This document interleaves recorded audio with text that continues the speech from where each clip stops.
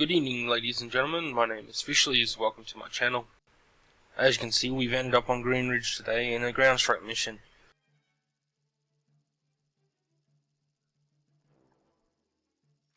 Right, as you can see here, I've re-equipped my Tier 2 British fighters. There's a reason for this. There's an event going on with War Thunder called Summer Madness, in which you have a very small chance to win a Commonwealth Aircraft Corporation boomerang. Details of the event can be found on the War Thunder website. Of course, at the rate I upload these videos, it could well be over before it gets on YouTube. Now, for anyone who's actually played War Thunder and has leveled through the British tech tree, you may have noticed that the 303s in the British aircraft feel quite ineffective. The British themselves had actually identified this as an upcoming issue in the early 30s and had implemented studies to compare the current 303 armaments versus the potential upgrades to the 50 cal and the 20mm cannon. Now, these studies concluded that the 303 was going to run into issues against the current and future aircraft designs. This is mainly because of the massive improvements that were taking place in aircraft construction at the time. The 50 cal round was thought to be a stopgap measure at best. It did not offer any significant upgrades over the current 303 armament, and in the near future would suffer the same issues. The 20mm cannon round was found to be the best choice for equipping the next generation of British fighter aircraft. A specification to this effect was issued in 1936. This specification resulted in the Westland Whirlwind, a twin-engined heavy fighter. The fighters that had started development before this specification, in this case the Hurricane and Spitfire, were expected to be replaced before the next war, and as such were built to an older 1934 specification that called for a fighter armed with 8 303 machine guns. Now, war breaking out in 1939 happened before most people were expecting it to, and as such the 303 armed fighters were forced to bear the brunt of the early battles. These early battles quickly proved the need for a heavy armament. Thankfully, a lot of the design work to install cannons in the Hurricane and Spitfire had been completed because of the 1936 specification. Now, coming up here, I actually made a mistake in editing. You'll see it when it jumps. I start to engage this KO-45 up here over the enemy airbase, and I make the mistake of accidentally deleting the entire fight out of the edit. Can't be helped. Basically, I go to engage him over his airfield, he dives away to his AK, I follow him down behind his airfield, shoot him down. Down here I get engaged by 2 enemy fighters, a Spitfire Mark IIA and a Zeke. He quickly descends into a turning brawl, flaps out fight, and sadly the Zeke and the Spit working together, and they quickly corner me down low on the deck. Not going to survive this fight, I know that. I try to make a clever move here by performing split S. Sadly, I misjudged my height. And splat. Funny thing is, he also goes splat. So, win-win.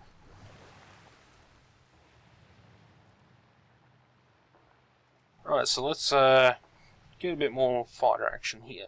Grab the Mark IIA, and there's a lovely little brawl right down the stairs here, and we might just jump right in on that. In this fight, you'll see what I mean when I said the British 303s are quite ineffective.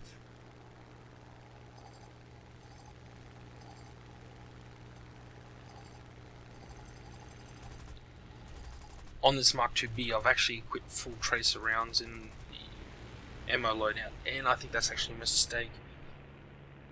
There's such a volume of fire from these 303s that the tracer rounds actually block out vision of the hits. You can't actually tell half the time when you hit something. So I fire a couple of rounds at the Spit, and then I go into a defensive barrel roll to avoid those fighters that were following that Spitfire. I then pull a high yo-yo to the left to get under the tail of the Lag 3. He's janking around a bit trying to avoid my fire. That's fair enough. I wouldn't want to sit still either with that much visible lead flying past my cockpit. And, oh, I think I've damaged him, and I'm not going to assist. 303s will give you tons of assists. So climb up over here, so let's see what else we can jump onto. 303s really require a concentrated burst on any component to create critical damage. some days, personally, I feel like I can nail a wing spar with the 303s, and there's other days when I can lay 1,000 rounds into them and not see a single result.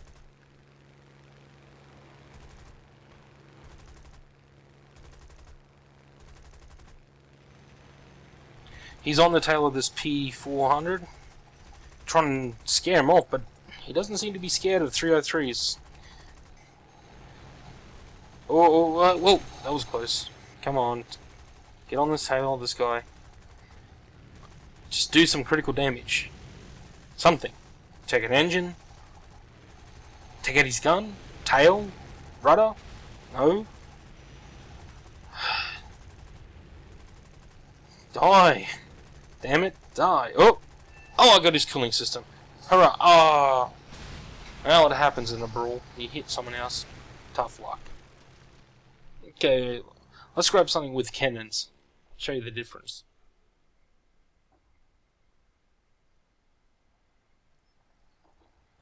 Okay, well, those fighters are still below us, so they'll make nice targets. So they'll dive in, we'll pick up, I think, yeah, we'll go for the yak chasing the other guy. Try and clear his 6. Could be the same yak that I was shooting at before. Oop, just avoid him. Critical hit on him. Now as I pull up, this Zeke gets right on my tail, and I misjudge his E-state completely, and he's right there the whole time.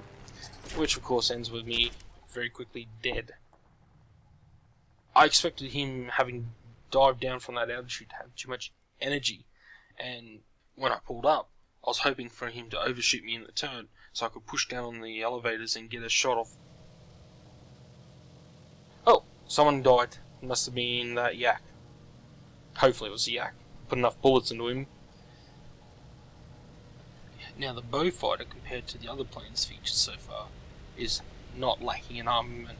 It's got 4 20mm cannons in the nose and 6 303 machine guns in the wings. Okay, so did a bit of damage. Turn, let's follow this guy down. I can't see anyone else around that's really worth the target, but this guy's now leading me towards his destroyers in the river, and I don't particularly want the AI to finish the job for him, so I'm going to take a turn. Turned out to be a good solution, since there's a lot of other enemy around. And they're still firing at me from those ships. Ooh, that was close. P40E, Zeke. Oh, he's dead. I think that was the guy who shot me down before, which would be nice.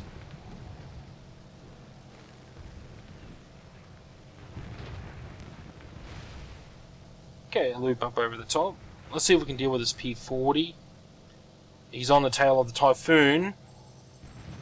Whoop, easy kill. Well, as soon as I got the guns on target, tap of the guns, and the bow fighter normally seals the deal.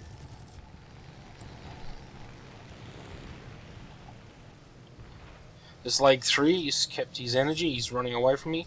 I've just completed a turn, I've lost a lot of E. Still taking some pot shots just outside the range where the reticle shows up. I hope you get lucky, but not in this case. Now that P400 I've seen on my tail, I realised he was closing on me, so I've come around this corner to try and persuade him not to follow me, as I don't have enough room to turn around and engage him before he's on my 6, as this will prove. He's still there, come around, and he gets some shots into me. Thankfully, nothing critical. Well, one engine cooling. This MiG then rams me, which, as we expected, they all try to hoe with that 37mm gun. And splash down. Oh, I'm down to my bow forward now. This is quite a nice little plane. It is unique among the British bombers as being the only one defended by a 50 cal machine gun. It has 2 of them, placed in the dorsal turret. Every other gun on every British bomber is a 303, but this one gets special treatment. I almost prefer to fly this bomber instead of the Wellington.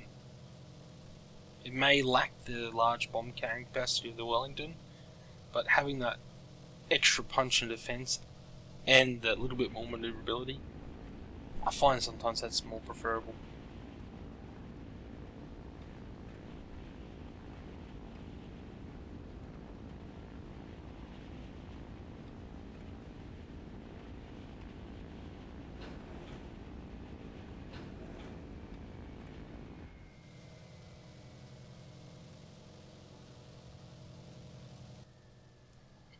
Okay, so bombs away. I've misjudged those ones, I believe. I didn't lead the target enough. Those ships are moving much quicker than I thought they were. Yep, just behind the ships.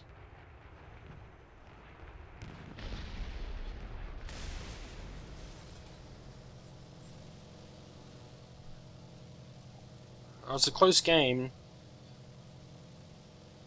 B-25 heading over to bomb my airfield, I guess. I think I'm going to try and bomb a pillbox, or maybe the ship.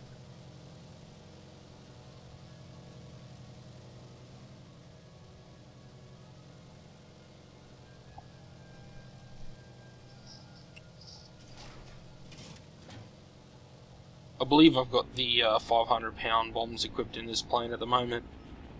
They're decent sized, they just don't quite have the same splash radius, and I really should let both of them go onto that target just to secure the kill. But I thought, oh, I'll hit it with the first bomb, and then I'll still have one for the cargo ship. Thankfully, I end up hitting one of them. No enemy around. It's getting really tight though with the counter. There's a message saying they're attacking our airfield. There's an LA-5 way down there. He doesn't seem to be interested in me. And my bomb's on the way down. Oh, there's a hit indicator from the pillbox, but again, not a kill. But this one is going to be making a pain in the ass for itself for the Port Authority. So I'm waiting for the rearm. I'm just looking around, making sure nothing's there, and oh, HE-111. Now, HE-111 doesn't exactly have the best defensive firepower. It's got about 2 rearward-facing 7.7mm machine guns. It's possible for him to kill me, that's without a doubt. But there's nothing like a bit of bomber-on-bomber action to spice up your run. Get under him, and now I'll put the 50 cals to work. Eat it. He doesn't like that. The funny thing is, he doesn't try to break away. He keeps just sitting there. So now I'll start manning the gun myself because my gun is crap. He can't hit anything. Not even a big gas bomber like that. And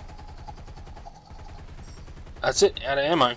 Yeah, well, bombs are reloaded, so let's go back after those pillboxes. Or those destroyers, maybe. Because I miss those destroyers. And I got a P3 down here, the pillbox, and yeah, you'll probably kill it. The destroyers, on the other hand, are still a viable target. Airfield is not very heavily damaged, so that's good.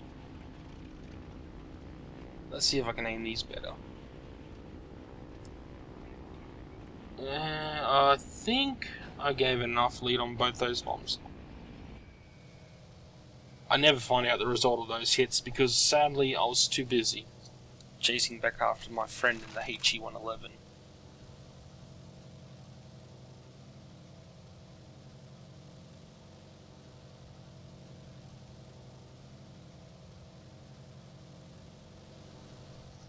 Don't run away from me, I'm just coming to keep you company. So the Ford 303 machine guns are just tickling him right now, and he's got his rear gun still firing at me. He's got potential still to kill me. He's dodging around trying to avoid fire.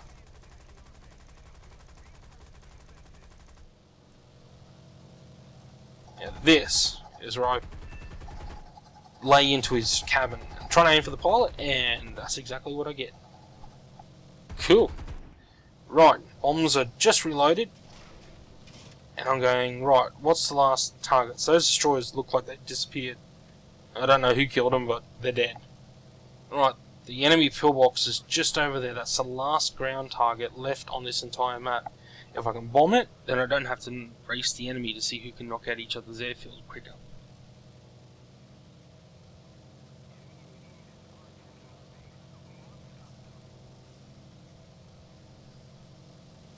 So yeah, their airfield's got no damage to it. It'd be a nightmare to try and bomb it down with this little bomb load. And they have got only one bomber over our base, but it could be enough. So we've got to hurry up. A P3 though might be getting it. Yep, he got it. That's fine. Someone got it and we secured the win. What a fun match. Right.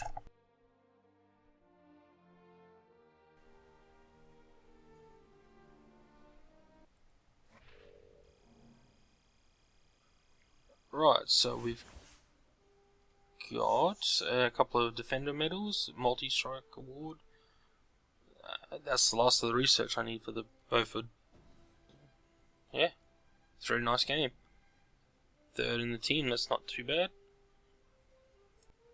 Well, if you're still watching the video at this point, I hope you learned something, had a bit of fun, found something interesting, laughed at my shooting, whatever the case. I hope to see you next time. Bye.